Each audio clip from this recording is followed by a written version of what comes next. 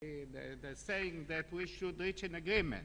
Otherwise, we will have no alternative but to go with Hamas. And that is, by the way, exactly the opposite of the kind of reconciliation that I was thinking about.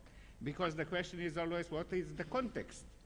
Is the context of reconciliation a decision by Fatah to party with Hamas in the conflict with Israel, or it is a decision of Hamas to party with Fatah in the political process with Israel? Those are two totally different kinds of reconciliation. So because of that, I think that the right approach is more or less Ron's approach.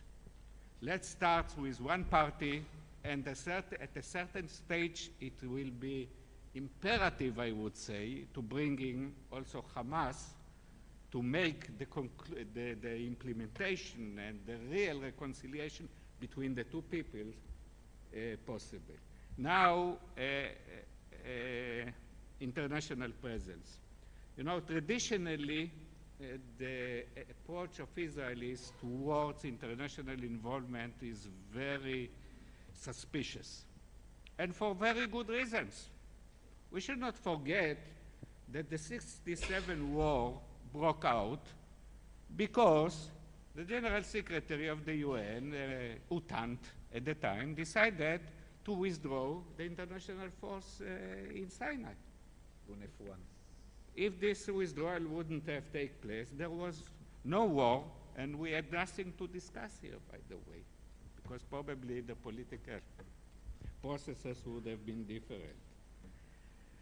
But my impression is that the Israeli approach in recent years is evolving gradually, and it becoming more positive, and that is because we acknowledge that there are some problems to which we cannot find a reasonable solution without a third party. And because of that, when Sharon decided to withdraw unilaterally from the Gaza Strip, we adopt the idea of having a kind of international presence in the Rafah a crossing point between Egypt and Gaza. And that is the reason that actually the war in Lebanon was concluded by increasing the international element in South Lebanon.